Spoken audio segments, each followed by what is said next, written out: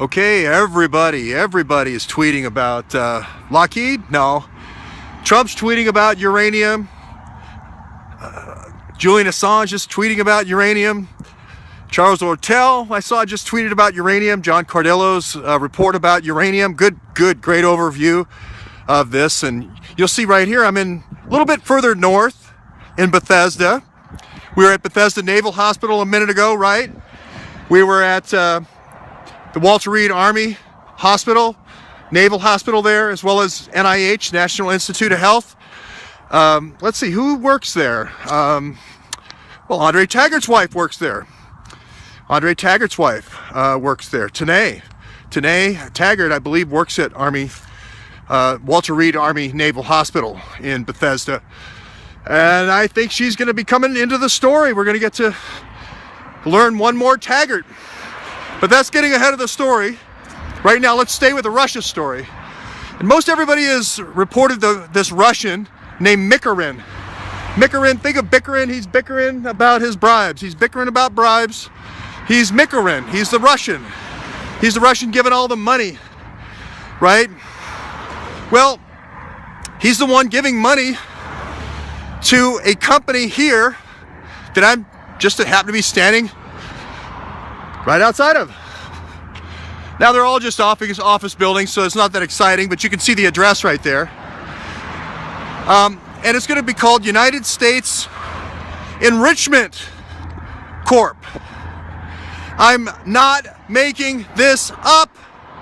United States Enrichment Corp. Bob highly enriched uranium did not have any more creativity than calling it United States Enrichment Corp. I am not making this up. USEC at Democracy Center. I'm not making this up. United States Enrichment Corps. United States Enrichment Corps. There it is. Democracy Center. Not making this up. What is Mikarin doing? The guy who's bickering about bribes? The guy who's bickering about bribes? Mikarin, the Russian, with the $2 million in bribes to United States Enrichment Corp. Well, he's smart. He goes to the weakest link in the chain. When you want to get in a rat line, when you want to take over somebody's business, you go to the weakest link in the chain. United States Enrichment Corp was established in 1992 from the megatons, taking the megatons off the top of the Russian warheads and turning it into megawatts, selling it to U.S. nuclear reactors. Well, it has to get from Russia to here somehow. And the last mile, the weakest link, is your transportation logistics. Transportation logistics, your last mile is always the mile you want to go after. The local guy, the local private contractor, who, if you give him a bribe, it makes a big difference to his business, not a major supplier in the backbone of the route. You go after the weakest link. Well, that's exactly what bickering about bribes, it's exactly what he did. He went for the transportation logistics. And guess what? The company is called Transportation Logistics. The company is called Transportation Logistics. They did not get very creative. Well, that company is about 20 miles away from here. The trucking company, it's a trucking company, and they're given the exclusive contract. U.S. Enrichment Corp, not making that up either, U.S. Enrichment Corp has the exclusive contract for selling Russian uranium in the United States. And Transportation Logistics has the contract for bringing it here. Okay? Now, here's where it gets interesting, and here's the part nobody's reporting. There's a couple of fancy changes, fancy switches, Switcho changeos I call them, that happen at Transportation Logistics. First of all, there's an unknown. I got a Scrunch coming for me. Hey, Scrunch! He's coming at me pretty fast, but he turned off.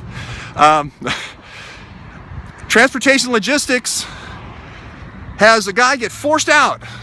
I always wonder when somebody starts a company and they're very successful, and all of a sudden they get forced out of their own company. Now, some people call that a CIA takeover. Some people call it a Switcho changeo. We'll call it whatever you like, but anytime I see this is the signature of a person who builds a business from nothing, builds it up to a great business, gets a great contract with U.S. Enrichment Corp, transportation logistic, and then he gets forced out. Normally they do that by packing the board. Normally there's a board of about 5 in a small family trucking business, and they pack it with 7. You know, they bring in all these guys that promise all this business. They pack the board. Well, then one day the guy comes in, they've all voted him out. They force him into retirement. That's what I think it happens to Fisk. I think Fisk comes forward as an informant, says, hey, this is bullshit. I don't like what's going on. Sorry about the bad language. What does the FBI do? Well, I think they made him an informant. I think they used him as an informant. This is Mueller's deal, by the way. This is Mueller, Bob Highly Enriched Mueller's deal, and it's McCabe's deal. McCabe is the guy who gets this for JTTF, the Counter Intel Division of FBI. He doesn't share it. Hosko, the guy who's running criminal at FBI, never sees this deal. This is all covered up by McCabe and Mueller, Highly Enriched Mueller. Okay? They use confidential informants. I know this signature by McCabe by heart. Use the confidential informant to commit all the crimes for you. Get all the money, then get rid of the confidential informant. Am I saying that he killed Fisk? I'm not saying he killed Fisk.